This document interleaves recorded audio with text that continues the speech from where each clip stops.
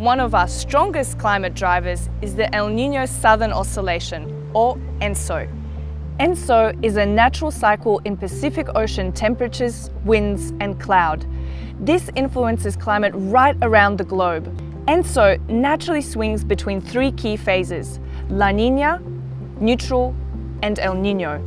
A typical ENSO phase starts in the first half of the year and lasts until the following autumn. Sometimes we can get the same phase for 2 or more years in a row. On average, it takes about 4 years to swing from El Niño to La Niña and back again. So what are these ENSO phases? Every few years, you might hear about El Niño in the news, and this also might come with powerful images of flooding and rainfall. But El Niño is not just a storm. It's actually a climate pattern that takes place in the Pacific Ocean. And we'll get a little bit more into what that actually means.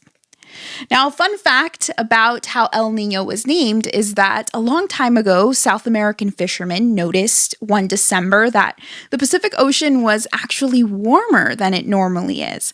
And this brought about an abundance of fish. So because they were grateful, they named this event El Niño to correlate with the commemoration of Christ in this part of the world during Christmas time. So that's a little trivia you can keep in your back pocket. But back to what we hear about El Niño in the news, you might also notice that it isn't talked about every single year. And that's because El Niño comes around every 2 to 7 years on average.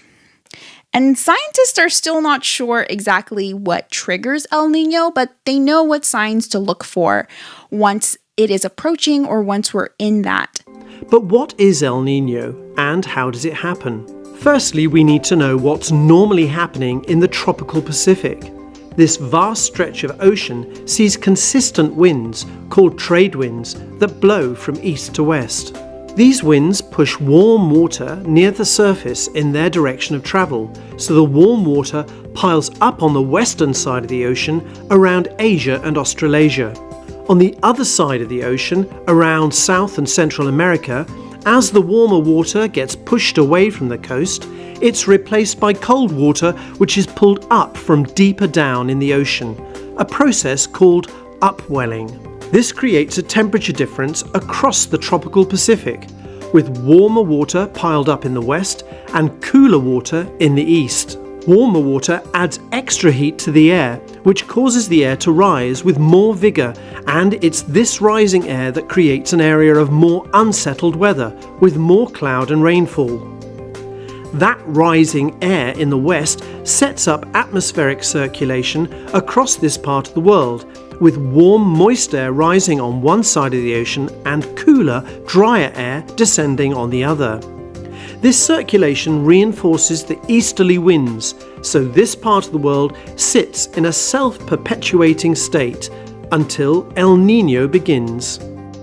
If conditions are right, tropical Pacific weather systems, or slow changes in the ocean around the equator, can set off a chain of events which weaken or even reverse the usual trade winds.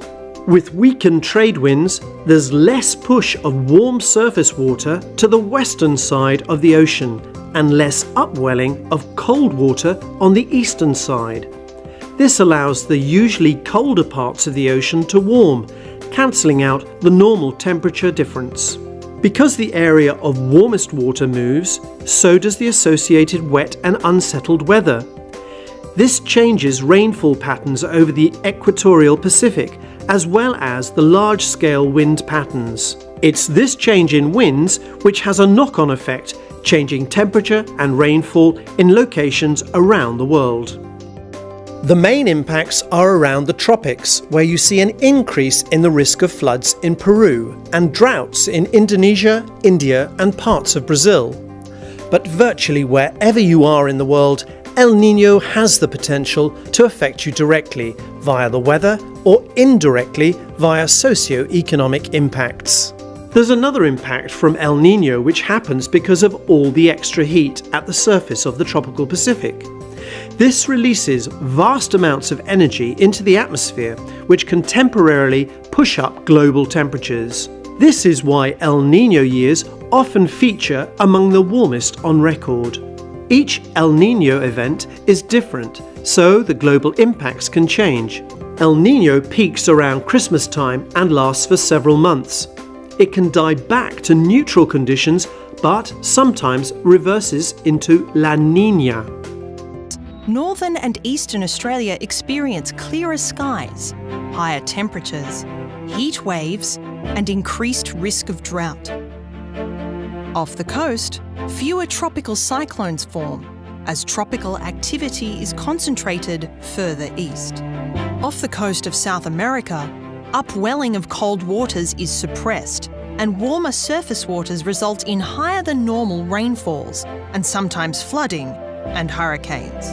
During the 2010-2011 La Niña, marine waters that were up to 5 degrees warmer than usual caused mass deaths of marine life, as well as coral bleaching along the Western Australian coast. However, warmer La Niña waters are generally beneficial for species such as the western rock lobster, whose larvae ride the Lewin Current southwards. In La Niña years, more lobster larvae settle to the ocean floor, meaning greater numbers are available to fisheries.